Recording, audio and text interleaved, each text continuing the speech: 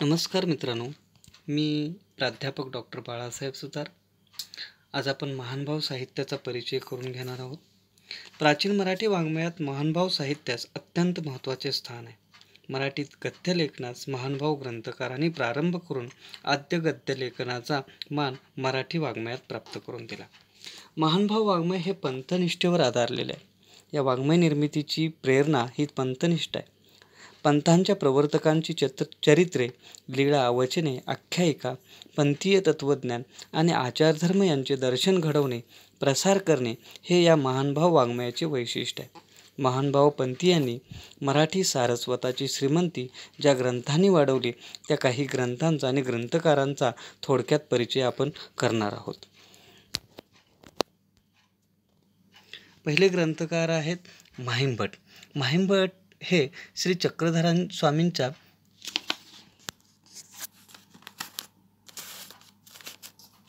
स्वामींचे पट्टशिष्य. त्यांनी चक्रधरांच्या लीळा संकलित करून चरित्र रूपाने मांडल्या. तसेच गोविंद प्रभू चरित्रात श्री प्रभूंच्या आठवणींचे संकलन केले. मराठीतील आद्य चरित्र ग्रंथ म्हणून लीळाचरित्र व लेखक म्हणून माहिमभटांनी स्थान निश्चितच महत्त्वाचे आहे. माहिमभट हे मूळचे सराळे गावचे ब्राह्मण, अतिशय श्रीमंत आणि विद्वान होते. गणपती आपयोग यांच्याजवळ अध्ययन करून पुढील शास्त्र अभ्यासासाठी ते तेलंगणातल्या विद्यानगरीत गेले. तिथे प्रभाकर दर्शन नावाचे शास्त्र शिकून सर्व विद्यासंपन्न होऊन महाराष्ट्रात परत आल्यानंतर ते अत्यंत गर्विष्ठ बनले आणि त्यांना अहंकाराचा दर्प झाला. मात्र चक्रधरांच्या दर्शनाने त्यांचा हा अहंकार जाऊन त्यांनी महानुभाव संप्रदायाची दीक्षा घेतली आणि चक्रधरांच्या चरित्र ग्रंथाची निर्मिती केली. पहिला ग्रंथ आहे लीळाचरित्र. मराठी गद्य वाङ्मयाचा प्रारंभ ही या चरित्र ग्रंथानेच झाला. लीळाचरित्र हा मराठीतील आद्य चरित्र ग्रंथ होय. तत्कालीन समाज जीवनाचे वास्तव दर्शन घडवणारा एक महत्त्वपूर्ण व विश्वसनीय दस्तऐवज आहे. शके 1205 मध्ये लिहिल्या गेलेल्या या ग्रंथातून यादवकालीन महाराष्ट्राचे सर्वांगी दर्शन घडते. लीळाचरित्रामध्ये श्री चक्रधर स्वामींच्या आठवणी माहिमभटांनी लीळा म्हणून संकलित केलेल्या आहेत. थोडक्यात माहिमभटांनी लीळाचरित्र म्हणजे मराठीतील गद्य वाङ्मयाचा पाया, चरित्र लेखनाचा आद्यपट, ललित गद्याचा प्रभावी नमुना होय असे म्हणता येईल. दुसरा ग्रंथ त्यांनी लिहिला तो म्हणजे गोविंद प्रभू चरित्र. श्री चक्रधरांचे गुरु श्री गोविंद प्रभू यांचे संपूर्ण चरित्र सांगणारा हा ग्रंथ होय. माहिमभटांनी शके 1110 मध्ये हा ग्रंथ लिहिला. या ग्रंथात श्री गोविंद प्रभूंच्या जन्मापासून ते निर्वाणापर्यंतचा सुमारे 325 लीळा त्यांनी संग्रहित केलेल्या आहेत. या ग्रंथात श्री गोविंद प्रभू चरित्रासोबत रिद्धिपूर परिसराचे वर्णन आलेले आहे. म्हणून या ग्रंथाला रिद्धिपूर चरित्र असेही म्हटले जाते. गोविंद प्रभूंचे लोकविलक्षण वर्णन व त्याचबरोबर त्यांच्या ठिकाणी असणारे साधुत्व अचूक त्यांनी टिपलेले आहे. त्याचबरोबर तत्कालीन वऱ्हाडी लोकजीवन व वऱ्हाडी भाषेची माहिती देणारा हा एक महत्त्वपूर्ण असा ग्रंथ आहे. यानंतर केसोबास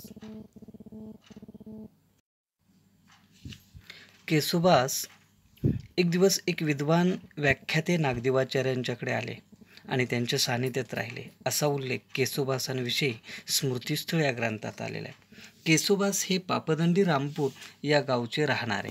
त्यांच्या घरच्यांनी त्यांना पुन्हा संसारात अडकिवण्याचा प्रयत्न केला, पण प्रत्यक्ष त्यांच्या बायकोनेच आता हे योगीच झाले, यांचे पाप मज लागत असे म्हणून त्यांना अनुज्ञा दिली. ते जितके कडक होते तितके क्षमाशीलही होते. त्यांचा ओढा संस्कृतकडे होता. श्री चक्रधरांची सूत्रे ही संस्कृतमध्ये श्लोकबद्ध करावीत असे त्यांना वाटत होते, पण गुरुची आज्ञा शिरोधार्य मानून त्यांनी सूत्रपाठ आणि दृष्टांतपाठ या 2 ग्रंथांचा साज मराठीवर चढविला. महानुभाव पंथाच्या तत्त्वज्ञानाला शिस्तबद्धपणे संकलित केले. चक्रधरांचे तत्त्वज्ञान ग्रंथबद्ध करून त्याला आकार देण्याचे महान कार्य केसोबासांनी केले. पहिला ग्रंथ त्यांचा सूत्रपाठ.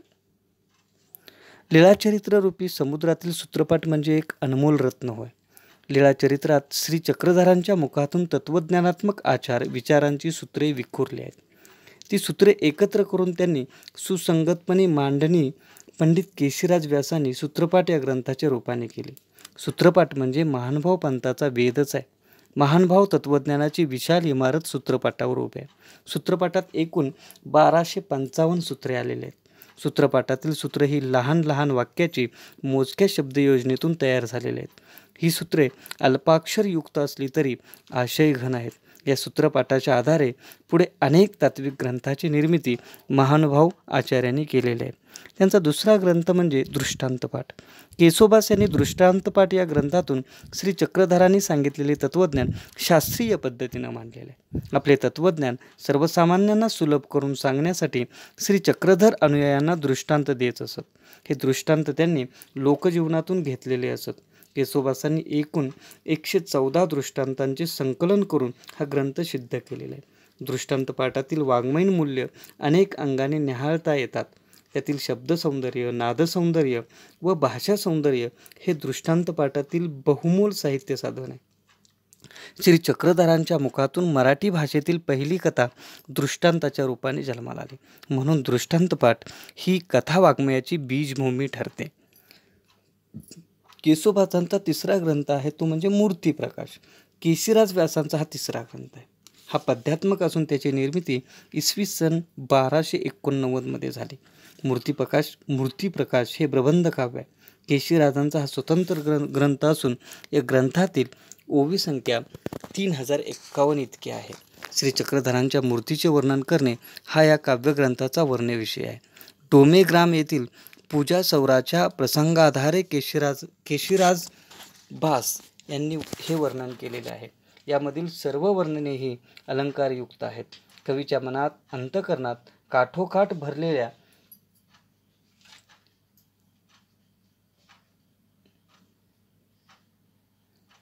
ईश्वराविषयीचा श्रद्धाभाव, प्रेमभाव या ग्रंथात ओतप्रत भरलेला आहे. एकंदरीत मूर्तिप्रकाश म्हणजे केशीराज व्यासांच्या काव्य जयंतीमधील अत्यंत प्रकाशमान असे रत्न होय. यानंतरची कवयित्री म्हणजे महदंबा. महदंबेने धवळे आणि मातृकी रुक्मिणी स्वयंवर नावाचा ग्रंथ लिहिलेला आहे.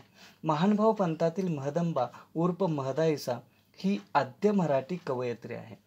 तिचे मुख्य नाव रुपाई महदंबा हे चक्रधरांनी तिच्या विदुषी पंचीच्या नावावरून ठेवलेले नाव होय.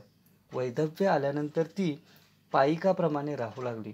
पुढे चक्रधरांच्या सहवासात आल्यानंतर त्यांची शिष्या बनली. ती नागदेवाचार्यांची चुलत बहीण होती. देवेवीनं पिसा झालेल्या नागदेवाला तिने पाठुंगळी घेऊन रिद्धिपुरास गोविंद प्रभूंकडे आणले. तसेच ती चक्रधरांच्या अनुज्ञेने काही काळ रिद्धिपूर येथे गोविंद प्रभूंजवळ राहिली होती. तिचा जन्म मृत्यूशक ज्ञात नाही, पण हैदराबाद नवगाव येथील तिचा अंत झाल्याची माहिती मिळते. तिचे उत्तर आयुष्य सज्जनांच्या सेवेत आणि तीर्थाटनात गेले.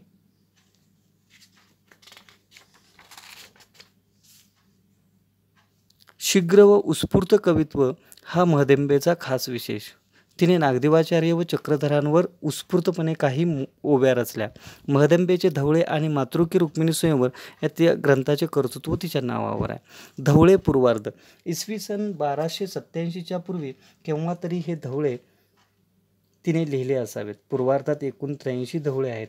धवळे म्हणजे लग्नात गावयाचे वरविषयक गीत.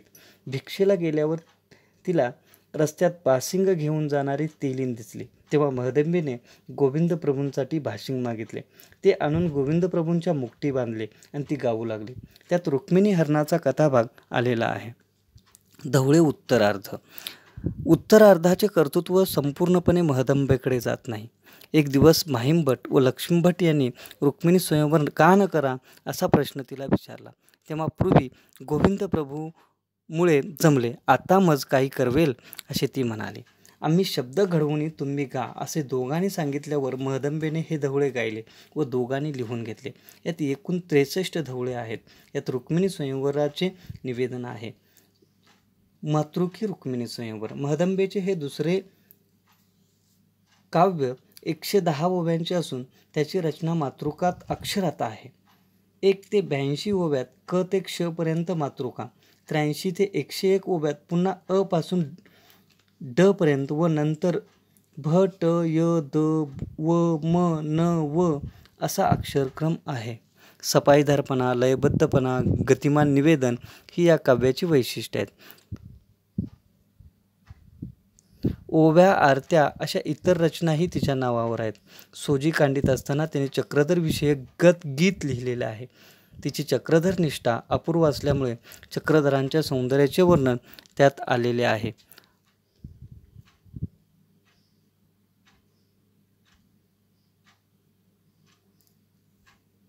यानंतर आपण साती ग्रंथ पाहणार आहोत. श्रीकृष्ण भक्तीच्या प्रेरणेतून सिद्ध झालेल्या 7 ग्रंथांना महानुभाव संप्रदायात विशेष महत्त्व आहे. या 7 ग्रंथात महानुभावांच्या पंचकृष्णाची वर्णने आलेली आहेत. या ग्रंथाची रचना ओवीबद्ध असून श्रीकृष्ण भक्ती केंद्रस्थानी आहे. या ग्रंथाचे ग्रंथकार महान पंडित व कवी आहेत. 7 ग्रंथाचे स्वरूप प्रबंध काव्याचे आहे. या 7 ग्रंथाची थोडक्यात माहिती खालीलप्रमाणे आहे. पहिला ग्रंथ आहे रुक्मिणी स्वयंवर. रामदेव राय यादवाच्या दरबारी असलेल्या नरेंद्राने 1800 ओव्यांचा रुक्मिणी स्वयंवर हा ग्रंथ लिहिला. रुक्मिणी स्वयंवराची कथा भागवतातील दशम स्कंदातून घेऊन कवीने त्यात अनेक बदल केले आहेत. कृष्ण कथेला अधिक रसाळ करण्याचा प्रयत्न नरेंद्राने केलेला आहे. त्याचबरोबर या काव्यातून कृष्णकीर्ती चंद्रू वर्णनात सागराची अथांगता आणलेली आहे. दुसरा ग्रंथ आहे शिशुपाल वध.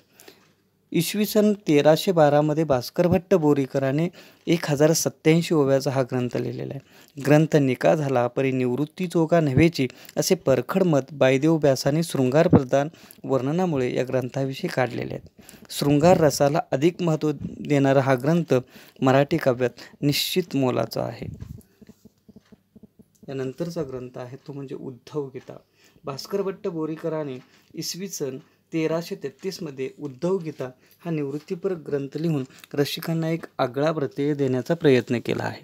या काव्यग्रंथात श्रीकृष्णाने उद्धवास केलेल्या उपदेशाचे चित्रण 827 ओव्यामध्ये केले आहे. यानंतरचा चौथा ग्रंथ आहे तो म्हणजे वच्छाहरण.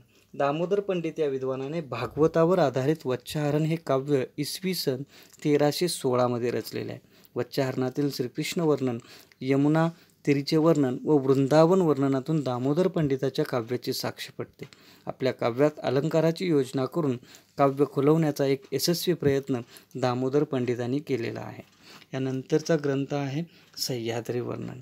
इसवी सन 1333 मध्ये खळोव्यास उर्फ राधोपाध्याय पात्रीकर यांनी या परिसरात महानुभाव पंथाचे अवतारी पुरुष वावरले त्या परिसराचे नाव घेऊन हे काव्यग्रंथ लिहिले. नावावरून हे काव्य स्थळ वर्णनपर असले असे जरी वाटले तरी ते तसे नसून सह्याद्री पर्वतावर वास्तव्य करणाऱ्या दत्तात्रय प्रभूंच्या अमोघ लीळांचे वर्णन करणारे हे काव्य आहे. 6वा ग्रंथ आहे रिद्धिपूर वर्णन. खानदेशातील नरोव्यास उर्फ नारायण व्यास बहाळे यांनी सन 1418 मध्ये 641 ओव्यांचा रिद्धिपूर वर्णन हा ग्रंथ लिहिला. रिद्धिपूर या पवित्र क्षेत्राचे महात्म्य लक्षात घेता ते काव्यबद्ध करावे या भूमिकेतून नारायण व्यासाने या काव्यग्रंथाची रचना केली. या काव्यात रिद्धिपूरचा परिसर, भोजन स्थान, वेगवेगळे पदार्थ, व्यवसाय, देऊळ आदींचे वर्णन आले आहे. 7 ग्रंथातील शेवटचा ग्रंथ ज्ञानप्रबोध. विरक्ती आणि ईश्वर भक्तीचे रहस्य सांगणारा व मोक्षप्राप्तीचे महत्त्व पटवून देणारा ज्ञानप्रबोध या तत्त्वज्ञानात्मक ग्रंथाची रचना पंडित विश्वनाथ बाळापूरकर यांनी इसवी सन 1418 मध्ये केली.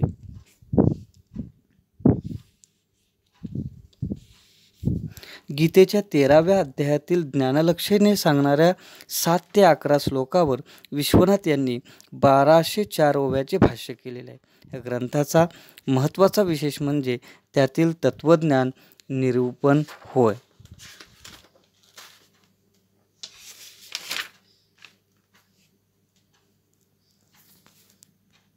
समारोप.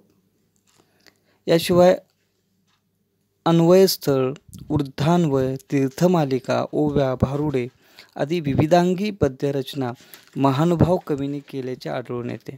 मध्ययुगीन मराठी वाङ्मयात विविधांगी पद्यरचना करून महानुभाव कवींनी आपल्या प्रतिभेने मराठी भाषेला साज चढविला आहे. धन्यवाद मित्रांनो.